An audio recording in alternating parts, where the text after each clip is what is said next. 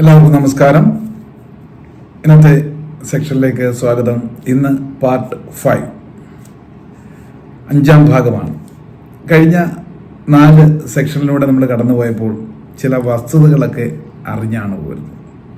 ആരാണ് ഞാനെന്ന മഹാസത്യത്തിലേക്ക് പോകുമ്പോൾ ചില അറിവിൽ നിന്നും തിരിച്ചറിവിലേക്കാണ് നമ്മൾ എത്തിക്കൊണ്ടിരിക്കുന്നത്.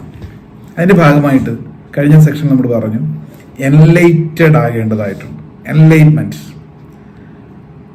നമ്മുടെ ഒരു ബോധോദയം, ഒരു ഉണർവ്, അതിലെത്തുമ്പോഴാണ് സത്യത്തിൽ നമ്മുടെ ജീവിതം സ്വാർത്ഥകമാകുന്നത്. അതിനു വേണ്ടിയിട്ടാണ് മനുഷ്യൻ, ചില ക്യൂരിയോസിറ്റി ഉള്ളവർ ഇറങ്ങിത്തിരിക്കാറുള്ളത്, ആഗ്രഹിച്ച് നടക്കാറുള്ളത്. നമ്മുടെ യോഗീശ്വരന്മാരൊക്കെ ഇതിനു വേണ്ടിയിട്ടാണ് എത്രയോ നാളുകൾ കൊടും തപസ് അനുഷ്ഠിച്ചുകൊണ്ട് ഹിമാലയ സാനുക്കളിലും വലിയ ഗുഹകളിലും ഒക്കെ ഇരുന്ന് ഈ സത്യത്തെ അറിയാനായിട്ട് ശ്രമിച്ചു. അറിഞ്ഞവർ അവിടെ തന്നെ അങ്ങ് കൂടി. എന്നാൽ ചില മഹാത്മാക്കള് അവർ മനസ്സിലാക്കിയ കാര്യങ്ങൾ തൻ്റെ സഹജീവികളിലേക്ക് പകർന്നു കൊടുക്കാൻ അഹോരാത്രം പ്രയത്നിച്ചു. പക്ഷെ എന്നിട്ടും അവർക്ക് അതിൻ്റെ ആന്തരിക അർത്ഥം അറിയാതെ അതിൽ നിന്ന് അത്ഭുതങ്ങൾ തേടി അല്ലെ അത് മാത്രം സ്വീകരിച്ചു പോകുന്നു. അതുകൊണ്ടാണ് മഹാത്മാക്കൾക്ക് പലപ്പോഴും ഈ ഒരു അറിവ് അവരിലെ തൻ്റെ ചുറ്റുപാടുള്ള സഹജീവികൾക്ക് കൊടുക്കാനായിട്ട് അവർ ഈ അത്ഭുതങ്ങളൊക്കെ ആദ്യ കാലഘട്ടത്തിൽ കാണിക്കും. കാരണം നിന്റെ ഉള്ള ശക്തിയെ നീ തിരിച്ചറിഞ്ഞാൽ അതിലേക്ക് കൊടുക്കുന്ന ഏത് എനർജിയും ചിന്തയും പ്രപഞ്ച മനസ്സുമായി കണക്ട് ചെയ്തുകൊണ്ട് എന്തും നേടിത്തരും. ഇത് എത്ര പറഞ്ഞു കൊടുത്തിട്ടും മനസ്സിലാകുന്നില്ല. അതുകൊണ്ട് ചില എക്സ്പെരിമെന്റിലൂടെയൊക്കെയാണ് മഹാത്മാക്കൾ കാട്ടിക്കൊടുത്തത്. അപ്പം അവരുടെ അടുത്തേക്ക് വരുമ്പം സംസാരിക്കാത്തവർക്ക്, നാവ് ചലിക്കാത്തവരെ സംസാരിപ്പിച്ചു, മാറാ രോഗങ്ങളുടെ രോഗകെടുതിയിൽ നിന്ന് മാറ്റി. അങ്ങനെ ഒരുപാട് കാര്യങ്ങളൊക്കെ മനുഷ്യന് കൊടുത്തപ്പോൾ അവരതിൽ മാത്രം ആകൃഷ്ടരായിപ്പോയി. ആ ഫ്രൂട്ട്സിൽ മാത്രം, അതിനകത്തുള്ള വിത്തിലേക്ക് കടന്നില്ല. ഇത് ഒരുപാട് പരിശ്രമിച്ചിട്ട് മഹാത്മാക്കൾക്ക് പറ്റാതെ അവരൊക്കെ ദേഹം വെടിയുന്ന സമയത്ത് പലരും അവസാന നാളുകളിൽ വ്യഥയോടെയാണ് ഈ സമാജത്തിൽ നിന്നുകൊണ്ട് ആത്മീയ പ്രവർത്തനം നടത്തിയ മഹാത്മാക്കളെല്ലാം ഇവിടുന്ന് ദേഹം വിട്ടത്. അതുകൊണ്ടാണ് വലിയ യോഗീശ്വരന്മാരൊക്കെ ഇതിനൊന്നും മെനക്കെടാതെ അവർ എവിടെയെങ്കിലും സ്വച്ഛമായിട്ട് പോയിരുന്ന ഈ ഒരു പ്രപഞ്ചവുമായി അലൈൻ ചെയ്ത് അങ്ങ് പോയത്, ദേഹം വെടിഞ്ഞത്. ഇപ്പം ഈ ഒരു കലിയുഗത്തിൽ നമ്മൾ ഇതേപോലുള്ള ദൗത്യത്തിലാണ് ഏർപ്പെട്ടിരിക്കുന്നത്. കൃത്യമായ രീതിയിൽ സയന്റിഫിക്കായിട്ട് ഞാൻ ആരാണ് എന്നുള്ള സത്യത്തിലേക്ക് എത്താൻ ഇപ്പം ടെക്നോളജിയൊക്കെ ഒരുപാട് ഡെവലപ്പ് ചെയ്തു. ഒരുപക്ഷെ ഈ അറിവൊക്കെ ഉണ്ടായിരുന്ന മഹാത്മാക്കള് ഈ കാലഘട്ടത്തിലായിരുന്നു ജീവിച്ചിരുന്നെങ്കിൽ എത്ര പെട്ടെന്ന് നല്ല രീതിയിൽ തന്നെ സ്പ്രെഡ് ചെയ്യാൻ സാധിക്കുമായിരുന്നു. വ്യക്തമായ പിക്ചറൈസേഷൻ ഒക്കെ നടത്തിക്കൊണ്ട് മനസ്സിലാക്കിക്കാമായിരുന്നു. പണ്ടങ്ങനെ സംവിധാനമില്ലായിരുന്നു. അപ്പൊ നമ്മൾ ഈ ഒരു ആധുനിക കാലഘട്ടത്തിൽ ഇപ്പൊ ഈ ഒരു അറിവ് തന്നെ നിങ്ങൾ എത്രയോ ദൂരെ ഇരുന്ന് എവിടേക്കോ ഇരുന്ന് ആൾക്കാർ കേട്ടുകൊണ്ട് അറിഞ്ഞുകൊണ്ടിരിക്കും. അതൊരു യോഗപാതയിൽ എത്തിയോണ്ടാണ് വൈഡ് ബോളിയത്തിലൂടെ നമുക്ക് കൊടുക്കാൻ സാധിച്ചത്. അന്നത്തെ യോഗിവര്യന്മാരൊക്കെ കാൽനടയായിട്ട് മാസങ്ങളോളം സഞ്ചരിച്ചിട്ടൊക്കെയാണ് ഒരു ആശയത്തെ പകർത്താൻ അവർക്ക് സാധിച്ചത്. അതുകൊണ്ടാണ് പൂർണ്ണമായ ഫലപ്രാപ്തിയിലേക്ക് വൈഡ് വോളിയത്തിലേക്ക് എത്താൻ പറ്റാതെ പോയി. അതുകൊണ്ട് എൻലൈറ്റ്മെന്റ് ആകാൻ 3 വേളകളാണ് കഴിഞ്ഞ ക്ലാസ്സിൽ നമ്മൾ പറഞ്ഞു അല്ലേ. ഒന്ന് ജന്മന, മറ്റൊന്ന് ഇടക്കാലം കൊണ്ട്, മൂന്നാമത്തെ കൂട്ടര് by the way of training experience become expertise.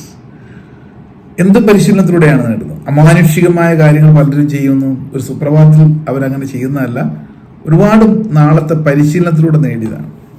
ഒരു സർക്കസ് നമ്മൾ കാണാൻ പോകുമ്പോൾ ആ കൂടാരത്തിന് മുകളിൽ കിടന്ന് മറിയുന്ന അഭ്യാസിയെ കാണുമ്പോൾ നമുക്ക് അത്ഭുതമാണ്, അമാനുഷികതയാണ്. പക്ഷെ അയാൾ 1-2 ദിവസം കൊണ്ട് സ്വായത്തമാക്കിയതല്ലത്. പിന്നെ എത്രയോ വർഷങ്ങളായിട്ടുള്ള അയാളുടെ പരിശീലനത്തിലൂടെയാണ് എക്സ്പെർട്ട് ആയത്. എന്ന് പറഞ്ഞ പോലെ എൻലൈറ്റഡ് ആകാനും നമുക്ക് നിരന്തരമായ പരിശീലനത്തിലൂടെ ആദ്യം റിയലൈസ് ചെയ്യാം എന്താണ് സംഭവം. ദെൻ അതിന് പറഞ്ഞിരിക്കുന്ന പാതയിലൂടെ പ്രാക്ടീസ് ചെയ്യുമ്പോൾ നിങ്ങൾക്കും എൻലൈറ്റഡ് ആകാം. So you are the 3rd category. അല്ലെങ്കിൽ നമ്മളിപ്പോൾ ഏത് കാറ്റഗറിയില്ല? പരിശീലനത്തിലൂടെ എൻലൈറ്റഡ് ആകാനായിട്ടാണ് ഈ ഒരു പാഠ്യപദ്ധതിയിലൂടെ പോകുന്നത്. അപ്പം അതിനായിട്ട് ആ ഒരു ഒബ്ജക്റ്റിലും കാണാതെ അതിനപ്പുറം ഉൾക്കണ്ണുകൊണ്ട് ഈ പ്രപഞ്ച രഹസ്യത്തെ മനസ്സിലാക്കാനുള്ള നോളജിലേക്ക് എത്തുമ്പോഴാണ് എൻലൈറ്റഡ് ആകുന്നത്. അതിന് ചില സ്റ്റെപ്പുകളുണ്ട്. എത്ര ഉയരത്തിൽ ചെല്ലണമെങ്കിലും ഒരു ലാഡറല്ലേ, ആ ഓരോരോ സ്റ്റെപ്പുകൾ കടന്ന് വേണം ആ പ്ലാറ്റ്ഫോമിലെത്താൻ. ഇവിടെയും അത്തരത്തിലുള്ള സ്റ്റെപ്പിലൂടെയാണ് നമ്മൾ പോകുന്നത്. 6 പടികൾ. സത്യത്തിൽ ഇതിനെയൊക്കെ നമുക്ക് അതിൻ്റെ ആന്തരികാർത്ഥം അറിഞ്ഞില്ലെങ്കിലും പെരിഫറലായിട്ട് കുറെ കാര്യങ്ങൾ കേട്ടിട്ടുണ്ട്. 6 പടികളുണ്ട് നിങ്ങൾ ഉയരത്തിലെത്താൻ. ശിവം എന്ന് പറഞ്ഞു കഴിഞ്ഞാൽ പ്രപഞ്ചം അല്ലെങ്കിൽ ഊർജം എന്നാണ് അർത്ഥം. ശിവം അത് കാണാൻ പറ്റാത്ത ശക്തി ആയതുകൊണ്ട് അന്ന് ഊർജത്തെ, എനർജിയെ ഭഗവാനെ ശിവം എന്ന് ശിവൻ എന്ന് വിളിച്ചിരുന്നു. അപ്പൊ പ്രപഞ്ചത്തെ എല്ലാം കൂടി ഒരു ക്യാൻവാസിലാണ് ശിവന്റെ കുടുംബത്തെ തന്നെ വരച്ചു വെച്ചിരിക്കുന്നത്. അതിനാണ് ശിവകുടുംബം നോക്കി എല്ലാത്തിനകത്തും പ്രപഞ്ചത്തിന്റെ ഒരു കോമ്പിനേഷനാണ്. അപ്പൊ പടി 6 കടന്നു വരുമ്പോൾ മാത്രമേ ആ ശിവത്തിലേക്ക് എത്തുകയുള്ളൂ. ആ ചൈതന്യം നിങ്ങൾ മനസ്സിലാകുള്ളൂ. ഏതൊക്കെയാണ് 6 പടികൾ? അതുകൊണ്ടാണ് ഒരു പാട്ട് കേട്ടില്ലേ, പടിയാറും കടന്നവിടെ ചെല്ലുമ്പോൾ ശിവനെ കാണാകും ശിവശംഭോ ശിവശംഭോ ശംഭോ ശിവശംഭോ ശംഭോ ശിവശംഭോ ശംഭോ ശിവശംഭോ. ഇതൊക്കെ നമ്മൾ പാടി നടക്കുന്നുണ്ട് ഭയങ്കര ഭക്തിയോടൊക്കെ. അതിനകത്തുള്ള സംഗതി എന്താണ്? അതിനെയാണ് സ്പിരിച്വൽ സയൻസ് എന്ന് പറയുന്നത്. അപ്പോൾ ഈ 6 പടികളിലേക്ക് വരുമ്പോൾ ഒന്നാമത്തെ പടി എന്ന് പറയുന്നത് ഇങ്ങനെ എൻലൈറ്റഡ് ആകാൻ പരിശീലനത്തിന്റെ പാതയിലൂടെ പോകുമ്പോൾ ഒന്നാമത്തെ പടി ഈ വളരാൻ ആഗ്രഹിക്കുന്ന വ്യക്തിയിൽ ഒരു ജിജ്ഞാസ ഉണ്ടാകണം എന്ന് പറയും. ക്യൂരിയോസിറ്റി, അതാണ് നമ്പർ 1. ആത്മീയമായ സ്പിരിച്വലായ കാര്യം ഞാൻ ആരാണെന്ന് അറിയാനുള്ള ചില ക്യൂരിയോസിറ്റിയാണ് ഫസ്റ്റ് സ്റ്റെപ്പ് വളർച്ചയുടെ. അങ്ങനെ ക്യൂരിയോസിറ്റി ആയിട്ട് നടക്കുന്ന ഒരാൾക്ക്, ക്യൂരിയോസിറ്റി ഉളവാകുന്ന ഒരു വ്യക്തിയിൽ അവരിങ്ങനെ ദാഹത്തിലായിരിക്കും. ഇപ്പം നമ്മൾ ചെയ്തുകൊണ്ടിരിക്കുന്ന പല കാര്യങ്ങളും ഇതൊന്നും അല്ല, ഇതിനപ്പുറം എന്തൊക്കെയുണ്ട്, ഇതറിയാനായിട്ട് പല പല മാർഗങ്ങൾ തേടിപ്പോകും. അങ്ങനെയുള്ള പുസ്തകങ്ങൾ വായിക്കും, അങ്ങനെ നോളജ് ഉള്ളവരോടൊപ്പം ചേർന്ന് നിൽക്കും, പലതും ശ്രദ്ധിക്കും. എന്നിട്ടൊന്നും വ്യക്തത കിട്ടുന്നില്ല. ഇങ്ങനെ ജിജ്ഞാസുക്കളായിരിക്കും ഒന്നാമത്തെ പടി. അങ്ങനെ ജിജ്ഞാസുവായിട്ട് നടക്കുന്ന സമയത്ത് നിങ്ങൾ യോഗപാതയിൽ എത്തുമ്പോൾ കാർമിക് എഫക്റ്റ് ഒക്കെ കുറഞ്ഞു വരുമ്പോൾ നിങ്ങൾക്ക് ഒരു ഉത്തമ ഗുരുവിനെ കണ്ടെത്തുന്നു എന്നുള്ളതാണ്. നിങ്ങളുടെ മുന്നിൽ പ്രപഞ്ചം കൊണ്ട് എത്തിക്കുക. എങ്ങനെങ്കിലും ഗുരു സമാഗമമാണ് രണ്ടാമത്തെ സ്റ്റെപ്പ്. ഗു എന്ന് പറഞ്ഞാൽ ഇരുട്ട്, രു എന്ന് പറഞ്ഞാൽ വെളിച്ചം. നമ്മുടെ ഉള്ളിലുള്ള ഓരോ വിഷയത്തിലെ അജ്ഞതയെ പ്രകാശപൂരിതമാക്കാൻ സഹായിക്കുന്നവരാണ് ഗുരുക്കന്മാർ.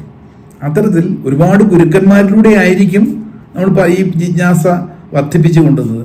പക്ഷെ സദ്ഗുരുവിന്റെ സബലത്തിലെത്തുമ്പോഴേ ക്ലാരിറ്റി കിട്ടും. ഗുരുവുണ്ട്, സദ്ഗുരുവുണ്ട്. അപ്പൊ ഗുരു എന്ന് പറഞ്ഞാൽ പ്രകാശം പരത്തി തരുന്ന ഏത് കേന്ദ്രങ്ങളും ഗുരുസ്ഥാനമായിട്ടുള്ള വരും. പക്ഷെ സദ്ഗുരു എന്ന് പറഞ്ഞാൽ അവർ മനസ്സിലാക്കിയ കാര്യങ്ങൾ സ്വന്തം ജീവിതത്തിൽ അപ്ലൈ ചെയ്തുകൊണ്ട് അഭിവൃദ്ധിയിലേക്ക് പൊയ്ക്കൊണ്ടിരിക്കുന്ന അവർ മറ്റുള്ളവർക്ക് അവരുടെ അനുഭവത്തിലൂടെ കാട്ടിക്കൊടുക്കുന്നവരാണ് സദ്ഗുരുക്കന്മാർ. അപ്പൊ സദ്ഗുരുക്കന്മാരിൽ മാത്രമേ ട്രാൻസ്ഫർമേഷൻ, മാറ്റം വരികയുള്ളൂ. ഗുരുക്കന്മാരിൽ ചേഞ്ച് ചിലപ്പോൾ സംഭവിച്ചേക്കാം, ടെമ്പററി. ഇപ്പൊ നിങ്ങൾക്ക് ഒരു ആശാരിപ്പണി പഠിക്കണമെങ്കിൽ, ഒരു കാർപ്പൻട്രി പഠിക്കണമെങ്കിൽ ആശാരിയോടൊപ്പം നിന്നാൽ ആശാരിക്ക് എന്താ അനുഭവത്തിന്റെ അടിസ്ഥാനത്തിലാണ് പറഞ്ഞത്. അതാണ് സദ്ഗുരു ആ വിഷയത്തിൽ. ഇനിയിപ്പോൾ നെറ്റിൽ നോക്കി നമുക്ക് പലതും പഠിക്കാം, പക്ഷെ ഒരു സദ്ഗുരുവിൽ നിന്ന് മാത്രമേ പ്രാക്ടിക്കലായിട്ട് പഠിക്കാൻ പറ്റൂ. അപ്പോൾ നിങ്ങൾ ഇപ്പോഴുള്ള കാലഘട്ടത്തിൽ നമുക്ക് ഒരുപാട് ഗുരുക്കന്മാരെ കിട്ടും ഓരോ രംഗത്തും, അല്ലേ? പ്രത്യേകിച്ച് യൂട്യൂബിൻ്റെ ഒക്കെ കാലഘട്ടമാണ്.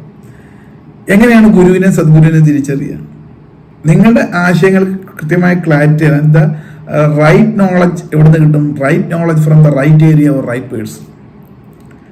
അതിന് നിങ്ങൾ സെലക്ട് ചെയ്യുന്ന ഗുരുവിൻ്റെ പശ്ചാത്തലം ഒരു 4-5 വർഷത്തെ ബാക്കിലോട്ട് നിങ്ങൾക്ക് അസസ് ചെയ്യാൻ സാധിക്കും. ഒരു ചിന്തയിൽ നല്ല പ്രവൃത്തി വരിക, പ്രവൃത്തിയിൽ നല്ല ആക്ഷൻ വരിക, ആക്ഷനിൽ നല്ല റിസൾട്ട് വരിക. അപ്പം ഇപ്പം നിങ്ങൾ സെലക്ട് ചെയ്യുന്ന ഗുരുവില് ആ രംഗത്ത് അവരുടെ കഴിഞ്ഞ കാലങ്ങളുടെ എക്സ്പീരിയൻസിലൂടെ ഗ്രോത്തിലാണ് പൊയ്ക്കൊണ്ടിരുന്നതെങ്കിൽ, അവരുടെ വളർച്ചയിൽ അഭിവൃദ്ധിയിലേക്കാണ് കാലങ്ങളായിട്ട് പോയിക്കൊണ്ടിരിക്കുന്നതെങ്കിൽ, എല്ലാ അർത്ഥത്തിലും ആത്മീയവും ഇപ്പൊ ഭൗതിക ജീവിതത്തിലുള്ള ഭൗതികവുമായിട്ടുള്ള ഗ്രോത്ത് കൺസിസ്റ്റന്റ് ആയിട്ട് അപ് സ്റ്റെപ്പിലേക്കാണ് അതിന്റെ ഗ്രാഫ് പോകുന്നെങ്കിൽ യു ക്യാൻ ബിലീവ് ദം. അവരുടെ വാക്കും പ്രവൃത്തിയും ഏകദേശം ആ രംഗത്ത് കറക്റ്റ് ആയിരിക്കും. അങ്ങനെയുള്ളവരെ ഫോളോ ചെയ്യുമ്പോഴാണ് നമ്മളിലൊരു മാറ്റം ഉണ്ടാകുന്നത്. അതാണ് സദ്ഗുരു എന്ന് പറയുന്നത്. ഏതല്ലേ ഓരോ രംഗത്തും ഉണ്ട് ഗുരുക്കന്മാരുമുണ്ട്, സദ്ഗുരുക്കന്മാരുണ്ട്. അപ്പൊ ഇങ്ങനെ ഒരു സ്പിരിച്വൽ പാതയിലൂടെ നമ്മൾ എത്തുമ്പോൾ നിങ്ങൾക്ക് ജിജ്ഞാസുക്കളായിട്ട് പല പല ഗുരുക്കന്മാരുടെ അവസാനം ഒരു സദ്ഗുരുവിനെ കണ്ടെത്തും.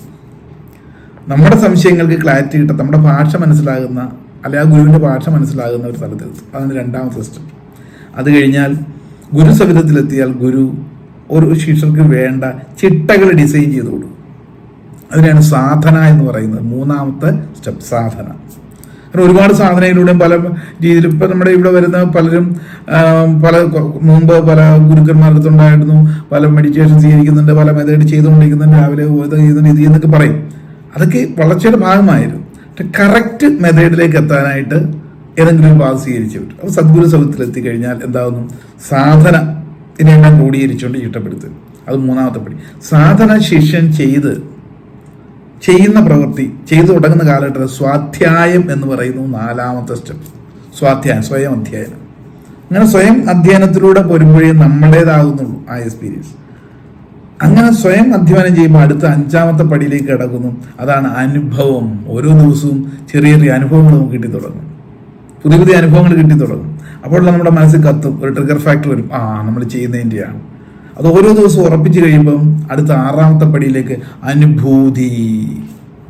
എല്ലാത്തിലും, ആ പ്രപഞ്ചത്തിലെല്ലാം ഈ പറയുന്ന പവറിനെ നമുക്ക് അനുഭവവേദ്യമാകാൻ സാധിക്കുന്നു. ഈ രഹസ്യം നമ്മൾ മനസ്സിലാകും. രഹസ്യം എന്ന് പറഞ്ഞാൽ മറഞ്ഞിരിക്കുന്ന സത്യം എന്നാണ് അർത്ഥം. The truth, ultimate truth. ഏത് രഹസ്യവും അതിന്റെ പിന്നിൽ മറഞ്ഞിരിക്കുന്ന ഒരു സത്യമുണ്ട്. അപ്പൊ ഈ മറഞ്ഞിരിക്കുന്ന സത്യത്തെ മനസ്സിലാക്കുന്ന തലമാണ് എൻലൈറ്റഡ് ആകുക, എൻലൈറ്റ്മെന്റിലേക്ക് എത്തും. ഈ 6 പടികൾ ഏതൊക്കെയാണ്? ഒന്നുകൂടെ പറയാം. ജിജ്ഞാസ, ഗുരുസമാഗമം, സാധന, സ്വാധ്യായം, അനുഭവം, അനുഭൂതി. ക്ലിയർ ആയല്ലോ? അപ്പോൾ ഈ 6 പടിയിലൂടെ പോകുമ്പോൾ ഒരു സ്റ്റെപ്പ് കെട്ടണമെങ്കിൽ വെറുതെ വായുവിൽ നമുക്ക് കെട്ടാൻ പറ്റില്ല. പിന്നെന്താ? ഒരു പ്രതലം വേണം, സ്ട്രോങ് ആയിട്ടുള്ള ബേസ് വേണം. അവിടെ നിന്നല്ലേ ഒരു സ്റ്റെപ്പ് കെട്ടാൻ പറ്റുള്ളൂ. ആ ബേസാണ് ഭക്തി, അല്ലെ ആധ്യാത്മികത. ആധ്യാത്മികമായിട്ട് നമ്മൾ ചെയ്യുന്ന പല കാര്യങ്ങളും, ഭക്തിപൂർവ്വം ചെയ്യുന്ന പല കാര്യങ്ങളും എല്ലാ മതങ്ങളിലും. ദേവാലയങ്ങളിൽ പോകുന്നു, അവിടെ നടക്കുന്ന ചടങ്ങുകൾ, ചിട്ടകള്, പിന്നെ അല്ലാതെ വീട്ടിൽ തന്നെ നമ്മൾ ചെയ്യുന്ന ദൈവസങ്കല്പവുമായിട്ട് ബന്ധപ്പെട്ട് ചെയ്യുന്ന എല്ലാ പരിപാടികളും, കൂട്ടത്തോടെയോ ഒറ്റയ്ക്കോ ഒക്കെ ചെയ്യുന്ന എല്ലാം എന്താണ്? ജിജ്ഞാസ വരുന്നതിന് വേണ്ടിയുള്ള ആദ്യത്തെ പ്രതലമാണ്. അവിടുന്ന് ഒരു പടി പോലും ഉയർന്നിട്ടില്ല പലരും. ഒരു 95% ആൾക്കാരും 98% ആൾക്കാരും ഏതെങ്കിലും മതവിശ്വാസങ്ങളിലൂടെ, ഏതെങ്കിലും ഭക്തിമാർഗത്തിലൂടെ തന്നെ ജീവിക്കുന്നവരാണ്. യാതൊരു സംശയമില്ല. അത് എത്തുന്നതെല്ലാം ഒരിടത്തേക്കാണ്. ഏതെങ്കിലും മതങ്ങളിൽ പറഞ്ഞല്ലോ ദൈവം ഇങ്ങനെയായിരിക്കുന്നു. ദൈവത്തിന് രൂപമില്ല.